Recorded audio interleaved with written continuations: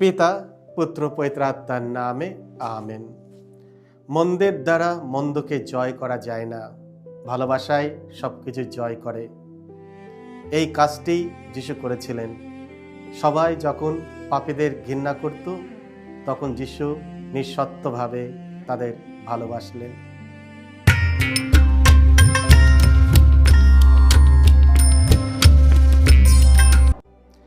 খ্রিস্টতে আমার পরম প্রিয়জনেরা, আজ জানুয়ারি মাসের 17 তারিখ শনিবার। আর আজকে ডেলি মান্না ঈশ্বরের বাণী প্রতিদিন নেওয়া হয়েছে মার্ক রচিত মঙ্গল সমাচার থেকে 2 অধ্যায় 13 থেকে 17 পদ।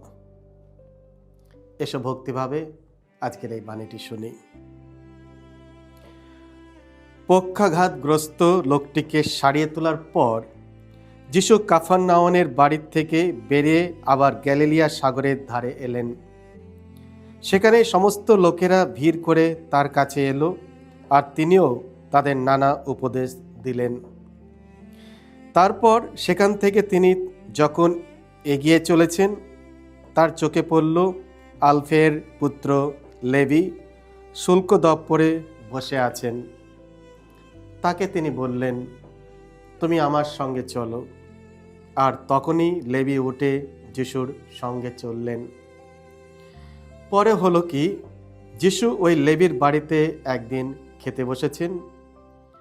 সেখানে তখন যিশু ও তার শিষ্যদের সঙ্গে বসে আছে অনেক করগ্রাহক, অনেক পাপী মানুষ, কেননা এদের অনেকেই যিশুর অনুগামী ছিল। এমন সময় ফরিসি দলের কয়েকজন শাস্ত্রী যখন দেখতে পেলেন যিশু এইভাবে যত পাপী ও করগ্রাহকের সঙ্গে খাওয়া দাওয়া করছেন, তখন তারা তার শিষ্যদের বললেন, এ কি, উনি কিনা করগ্রাহক আর পাপীদের সঙ্গেই খাওয়া দাওয়া করছেন? এই কথা শুনে যিশু তাদের বললেন, সুস্থ সবল যারা, তাদের তো চিকিৎসকের কোনো প্রয়োজন হয় না, প্রয়োজন হয় তাদেরই ব্যাধিগ্রস্ত যারা। আমি তো ধার্মিকদের নয়, পাপীদের আহ্বান জানাতে এসেছি। এই হলো প্রভু যিশুর মঙ্গল সমাচার। প্রভু যিশু তোমার মহিমা উচ্চারিত হোক। যিশু ও পাপীরা। খ্রিস্টে আমার পরম প্রিয়জনেরা, ঈশ্বরের করুণা ও তার অনুগ্রহের সিংহাসনের দিকে আমরা কিসের জন্য আকর্ষণ হই? সাধু মার্ক আমাদের জানান যে বহু মানুষ যিশুর দিকে আকৃষ্ট হয়েছিল। তাদের মধ্যে ছিল সমাজের অবাঞ্ছিত ও অবহেলিত মানুষ, খোঁড়া, অন্ধ, কুষ্ঠরোগী, আবার ছিল গৃহহীন বিধবা ও অনাথ শিশুরা। শুধু তাই নয়, সমাজ পাপীরাও, যেমন শহরের পতিতা ও দুর্নীতিগ্রস্ত করগ্রাহকেরাও যিশুর কাছে এসেছিল।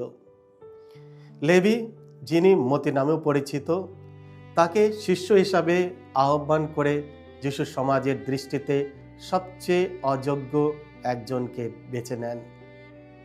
কর আদায়কারী হওয়ার কারণে তিনি ছিলেন মানুষের ঘৃণার পাত্র। খ্রিস্টে আমার পরম প্রিয়জনেরা, আজকের মঙ্গল সমাচারে ফরিসেরা শিষ্যদের প্রশ্ন করে বলে, এ কি, উনি কিনা করগ্রাহক আর পাপীদের সঙ্গেই খাওয়া দাওয়া করছেন?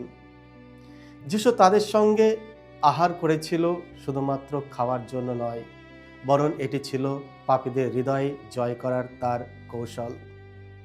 শেষে যিশু বললেন, আমি তো ধার্মিকদের জন্য নয়, পাপীদের আহ্বান জানাতে এসেছি। পাপীদের সঙ্গে যিশুর আহার করা তার মনোভাব ও হৃদয়ের পরিচয় বহন করে।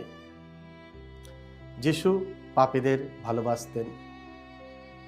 আমরা সাধারণত তাদের সঙ্গেই থাকতে ভালোবাসি যাদের আমরা ভালোবাসি। ভালোবাসাই মানুষকে একত্রিত করে, কারণ পাপ বিভক্ত করলেও ভালোবাসা এক করে। অন্যের দোষ খোঁজার পরিবর্তে আসুন আমরা ভালোবাসার সঙ্গে দোষ উপেক্ষা করতে শিখি। মন্দের দ্বারা মন্দকে জয় করা যায় না, ভালোবাসায় সব কিছু জয় করে। আর এই কাজটি যিশু করেছিলেন। সবাই যখন পাপীদের ঘৃণা করত, তখন যিশু নিঃস্বার্থভাবে তাদের ভালোবাসলেন। এই ভালোবাসায় তাকে তাদের সঙ্গে আহার করতে প্রেরণা দিয়েছিল। আজকের পবিত্র মঙ্গল সমাচারে আমরা দেখি যিশু লেভিকে ভালোবাসতেন বলেই তার ঘরে গিয়ে তার সঙ্গে আহার করেন। যিশু পাপীদের নিন্দা করেননি। ফরিসীরা পাপীদের ঘৃণা করত এবং অবজ্ঞার চোখে দেখত, কিন্তু যিশু তাদের বিচার করেননি, নিন্দাও করেননি, বরং তাদের গ্রহণ করেছেন।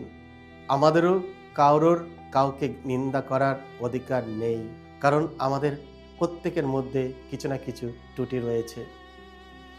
যিশু পাপীদের মধ্যে মন্দ নয়, ভালোটি দেখতেন। তিনি ছিলেন করুণাময়। তিনি তাদের পাপের জন্য দোষারোপ না করে দয়া করে ক্ষমা করেছেন।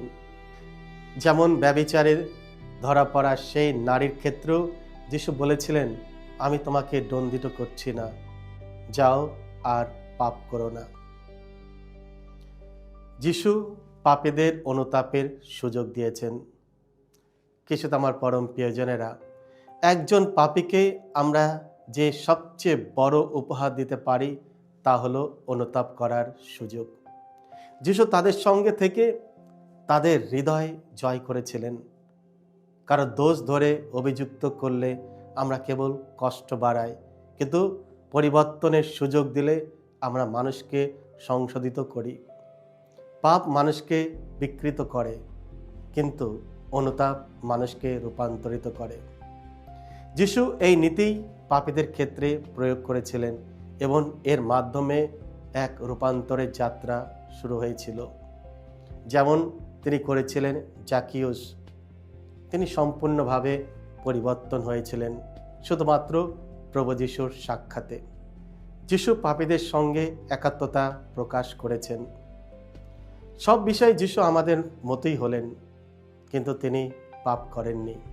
তিনি আমাদের পাপ নিজের ওপর গ্রহণ করলেন, যাতে আমাদের পাপ থেকে মুক্ত হতে পারেন।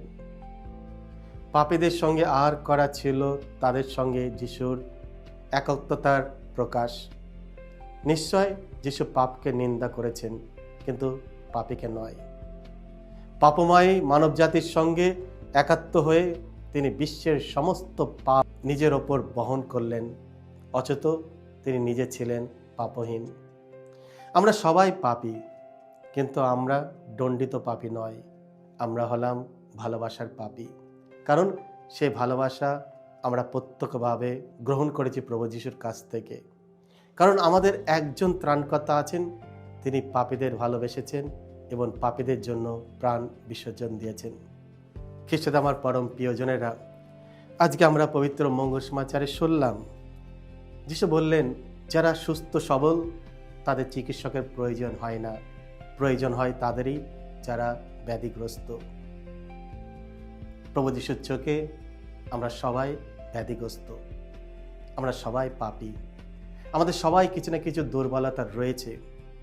এসো আমরা প্রভুর চরণে আমাদের পাপ, আমাদের দুর্বলতা, আমাদের যত ব্যাধি সব কিছু উৎসর্গ করি।